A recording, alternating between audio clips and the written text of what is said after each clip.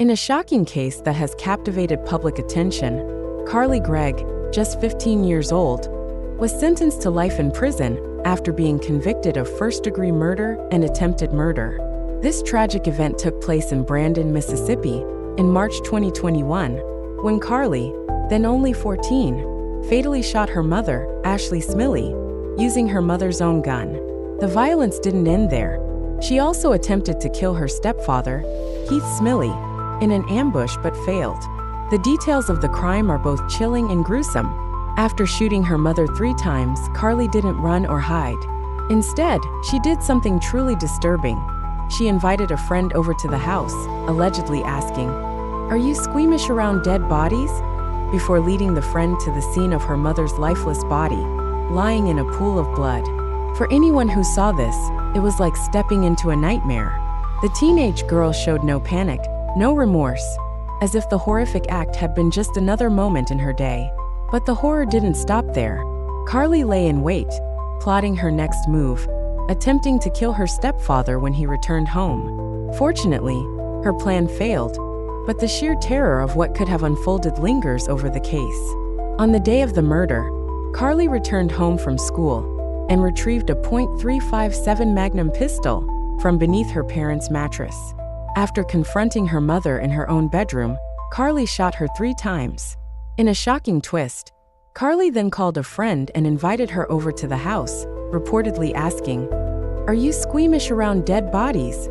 before showing her friend the gruesome scene of her mother's lifeless body on the floor. Later that day, Carly waited for her stepfather, Keith Smiley, to return home. Her plan was to ambush and kill him as well, but the attempt was unsuccessful. After shooting at him, Carly fled the house and was soon arrested near the scene of the crime. Throughout the trial, Carly's defense team argued that her actions were the result of severe mental health struggles, including bipolar disorder, worsened by medication. They urged the jury to consider a verdict of not guilty by reason of insanity, presenting expert testimony that Carly was in a mental health crisis during the killings.